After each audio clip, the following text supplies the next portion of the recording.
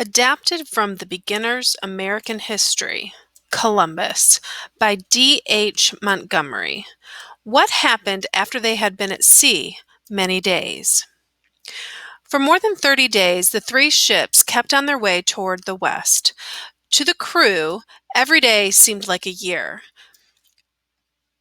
From sunrise to sunset, nothing was to be seen but water and sky. At last the men began to think that they were sailing on an ocean which had no end. They whispered among themselves that Columbus, their leader, had gone mad, and that if they kept on with him in command, they should all be lost. Twice, indeed, there was a joyful cry of land, land, but when they got nearer, they saw that what they had thought was land was nothing but banks of clouds.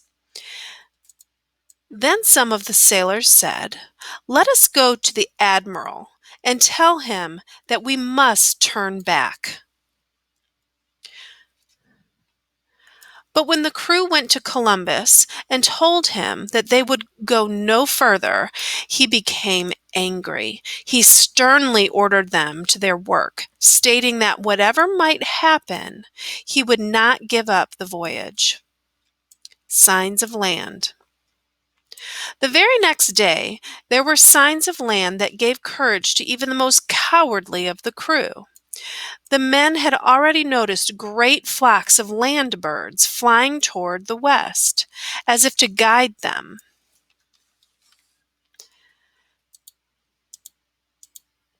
Now, some of the men on one ship saw a branch of a thorn bush float by. It was plain that it had not long been broken off from the bush, and it was full of red berries. But one of the crew on the other vessel found something better even than the thorn branch, for he drew out of the water a carved walking stick. Everyone saw that such a stick must have been cut and carved by human hands. These two signs could not be doubted. The men now felt sure that they were approaching the shore, and what was more, that there were people living in that strange country. Admiral, master of a ship. Discovery of land.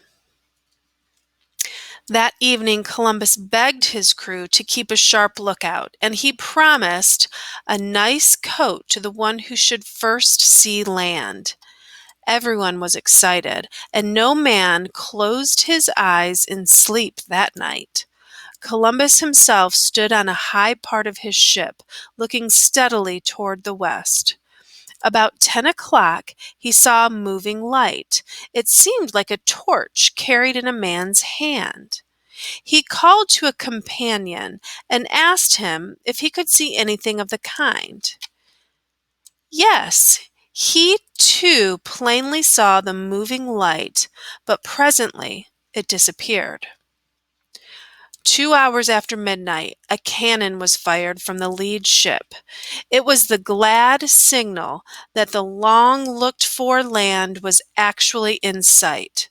There it lay directly ahead, about 6 miles away. Then Columbus gave the order to furl sails, and the three vessels came to a stop and waited for the dawn.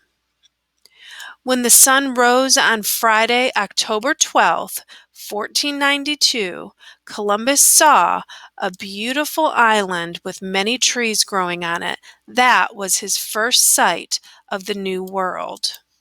Furl, gather and roll up.